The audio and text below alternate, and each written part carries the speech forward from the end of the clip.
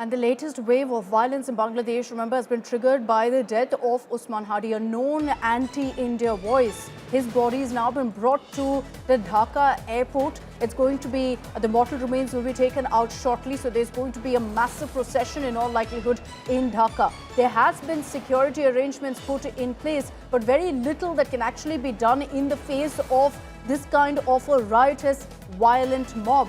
I'll bring in on this broadcast Pranay Upadhyay, editor of India Today Global. We also have my colleague Gaurav Sawant joining us on this broadcast. Pranay, I'll begin with you. What's the current situation in Bangladesh? Have things calmed down, or have things completely spiraled out of control?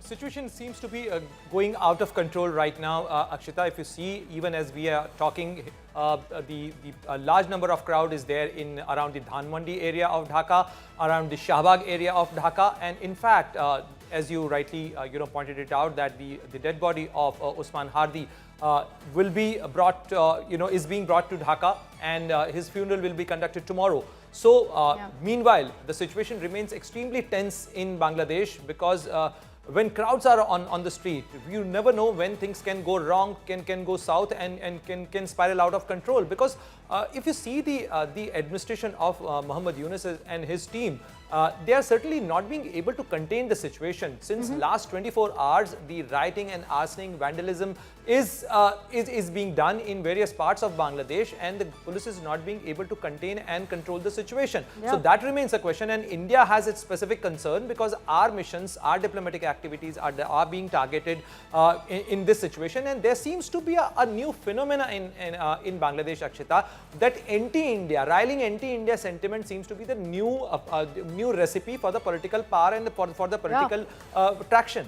The new normal, unfortunately, in Bangladesh, and that's very worrying for India as well. Pranay, just stay with me. I'll bring in Gaurav Sawant on this. Gaurav, I want to refer to the footage that came in of a Hindu man being lynched. Some of it so extremely sensitive that we've been unable to air most of it on national television. But it tells you the situation and the plight right now in Bangladesh. What to you, Gaurav, explains this kind of Hindu hate in Bangladesh?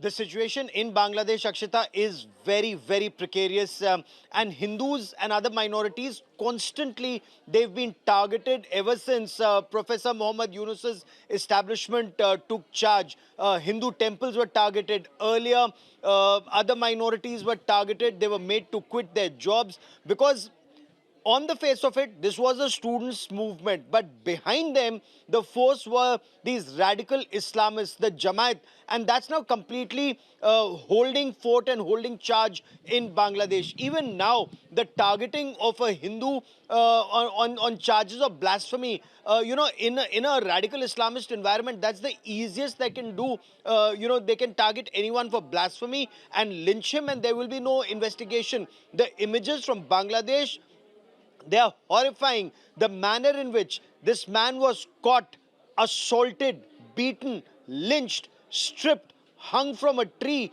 and then set on fire. And thousands of people who were there, not only were they assaulting him, they were then making videos of that assault and of the lynching and of that man being set on fire, and nobody helped and nobody called the police. That just shows Bangladesh is either on the brink or has gone over the edge. Okay, let me just also bring in Mohammad Kamruzman, a journalist in Dhaka. He's just going to be joining us in a few moments from now so we can get a sense of what the situation is currently on ground. But Pranay, explain this to me. When you see this kind of an incident like that of a hardliner like Usman's death, you'd think that the government would be fully prepared for the backlash or for the protests. Why are they completely caught off guard with what's happened? You're absolutely right, Akshita. These are the serious questions, and in fact, it's not about the concerns being expressed by the government of India, but also the US Embassy in Dhaka has also cautioned all the US nationals, all the US citizens in Bangladesh to remain extremely vigilant about the situation, and with a specific remark that when mob is out, you never know how the situation can spiral out of control. And here the protesters are also asking for the resignation of the Jahangir Alam Chaudhary, who's kind of a home minister of Bangladesh. So in fact, there is a breakdown of law and order situation in Bangladesh, and specifically if you see, rather than giving evidence, rather than investigating the case, squarely the blame is being put on India. That remains a major concern. India shares the longest land border with Bangladesh, and that also remains a cause of concern for India. And that's why India, summoned a Bangladeshi High Commissioner in New Delhi, expressed our serious concern about the situation and asked Bangladesh government to ensure the safety and security of Indian diplomatic mission and India's diplomatic activities there. But if you see what is happening right now, the minorities are being targeted, the vandalism is being practiced. In fact, the newspaper outlets like Daily Star, Pratham Alo are being targeted. The cultural organizations are being targeted. So definitely, as per the BNP leader, the BNP General Secretary, he said in certain media interviews that there is a pattern, there is a design behind it. This did not happen on its own. Gaurav, taking this across to you, one aspect of it is Hindu hate, as we spoke about it.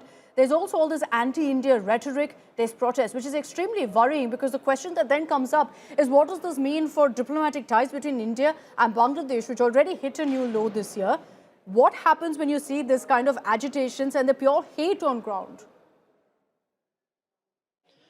So anti-India hate is an election issue. The moment radical Islamists take center stage, there are elements from Pakistan who are already in Bangladesh. When you speak to people who've either fled Bangladesh or are living in fear, they tell you how those who had helped the regime that had targeted the Bengalis before 1971, their descendants are completely ruling the country.